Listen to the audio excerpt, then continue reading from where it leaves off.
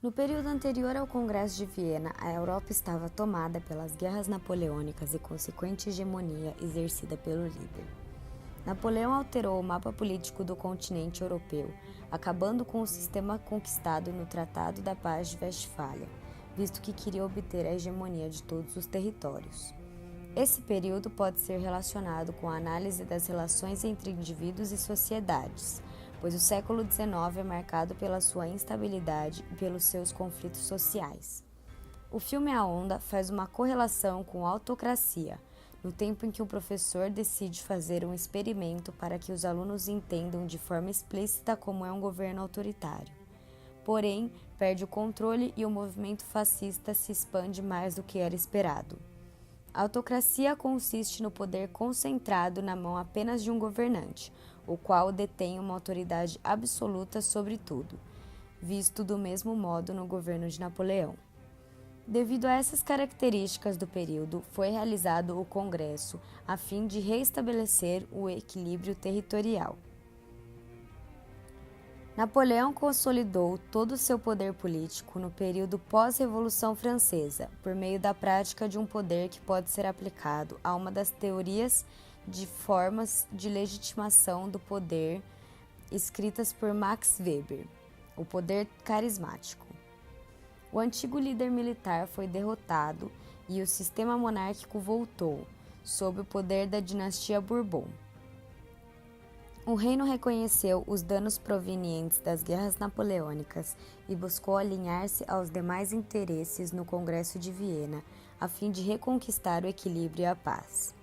Para tal feito, a negociação se deu pelo representante da família real no Congresso, o primeiro-ministro Charles Maurice de Tyler and Perigord.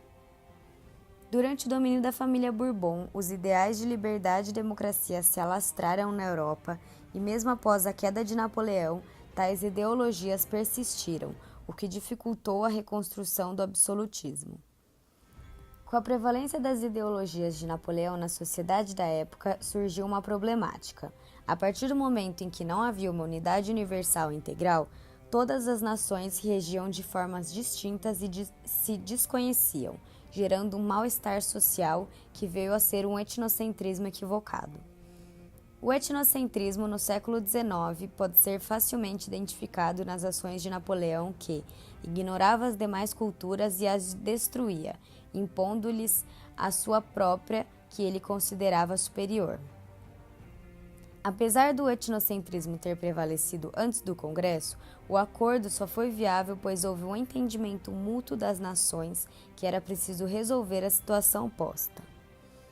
Com isso, é possível observar que até certo ponto foi necessário abandonar a ideia de que a cultura do próprio país era superior à dos outros e que essa era a única correta, mas sim que não há uma cultura superior e nem que esteja certa ou errada diante de seus aspectos culturais.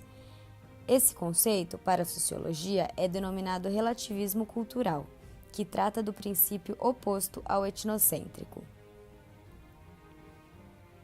A iniciativa de organizar o Congresso foi mediante a ambição de cessar os conflitos napoleônicos e territoriais por meio de um acordo.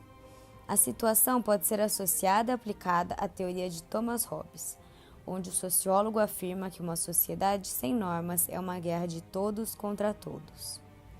A fim de evitar mais conflitos e, como previamente dito, obter-se a harmonia entre os estados legitimados, a conferência se deu. O Congresso de Viena teve como objetivo final reorganizar as fronteiras e restabelecer a dinastia Bourbon no Reino da França e de todos os outros territórios ameaçados previamente. Nesse período, pode-se dizer que surgiu uma cultura global, pois para a realização de um congresso como esse, em que se estabeleceu um acordo que agradasse a todos os envolvidos, só seria possível através de elementos de socialização, como se denomina na sociologia, sendo este a língua em comum adotada, uma das principais formas que permite a interação da sociedade.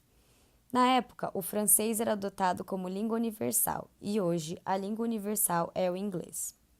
O evento pode ser relacionado com o termo sociólogo de solidariedade internacional, pois durante o evento os principais atores, sendo estes os países soberanos, se reuniram exercendo uma cooperação internacional a fim de restabelecer a paz na Europa.